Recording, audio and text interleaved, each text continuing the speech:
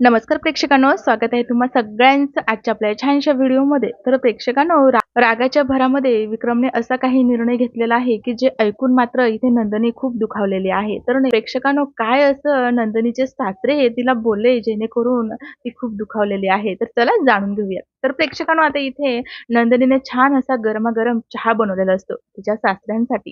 ती आता त्यांना चहा देते. तेव्हा ते चहाचा एक घोट घेतात आणि बोलतात, "बरं आहे, चहाची चव तरी नाही बदलली, म्हणजे नेहमीप्रमाणे चहा लागतोय," असं काही ते बोलत असतात. तेव्हा इथे नंदिनी बोलते, "बाबा, माणसं देखील नाही बदलली. विश्वास ठेवा तुमच्या या मुलीवर."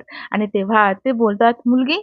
कुणाची मुलगी? कोणती मुलगी? माझी कोणी मुलगी नाहीये," असं काही ते रागात बोलतात. आणि तेव्हा मात्र हे ऐकून नंदिनी दुखावली जाते आणि तिला खूप वाईट वाटतं. जवळच उभी असलेली मानिनी आणि जीवा देखील हे दृश्य बघत असतात. तर प्रेक्षकांनो, इकडे दुसरीकडे आता इथे काव्याला परीक्षेला जायचं असतं. आता तिथे तिच्या हातामध्ये हॉल तिकीट असतं. तिथे हॉल तिकीट बघते आणि बोलते, "मी परीक्षा नाही देणार," असं बोलते आणि ते तिकीट फाडते ती. तेव्हा जवळ उभा असलेला पार्थ काव्याचं हे असं वागणं बघतो आणि धावत तिच्याकडे येतो आणि तिला बोलतो, "काव्या, हे काय करताय तुम्ही?"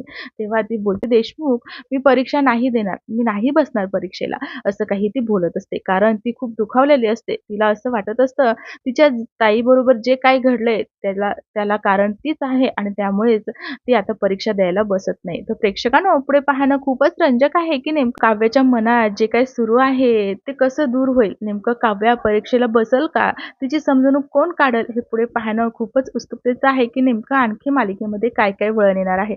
अशाच नवनवीन अपडेट जाणून घेण्यासाठी आपल्या चॅनलला मात्र नक्की सबस्क्राईब करा. भेटूया छानशा पुढच्या एपिसोडमध्ये.